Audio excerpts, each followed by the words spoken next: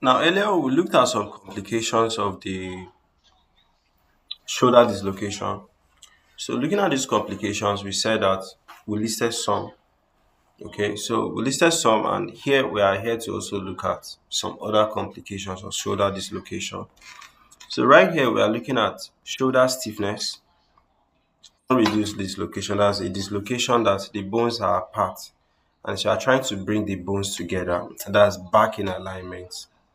It's not allowing you. Then recurrent dislocation, that's like basically dislocation is on and off. You repair it comes back, you repair it comes back. So all of these are actually complications of shoulder dislocation. So let's quickly look at them. So complications can be grouped into early and late. Do you understand?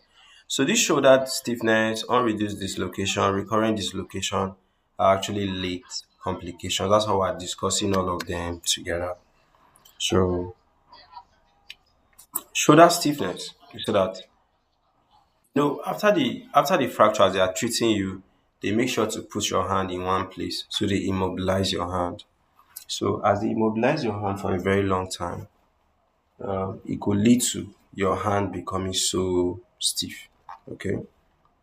So there's reduced range of motion. There's difficulties with overhead activity.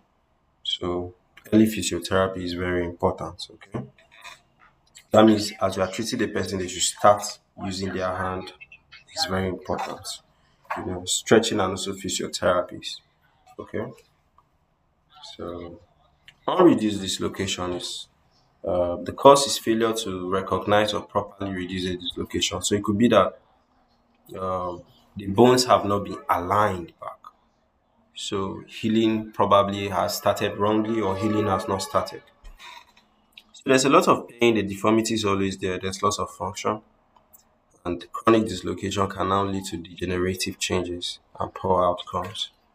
So you can also have recurrent dislocation where there's damage to the structures that should actually stabilize the shoulder joint. Do you understand? So there's damage to labrum, capsule, ligaments, rotator cuff, you know.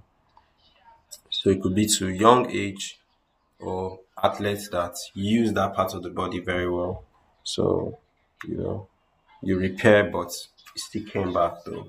Then also shoulder instability and repeated episodes of dislocation.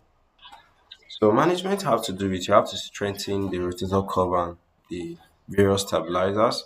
And sometimes you have to now do a surgery to repair those ligaments there, you know, and the labrum, So other important complications is it could lead to nerve injury, axillary nerve is commonly injured.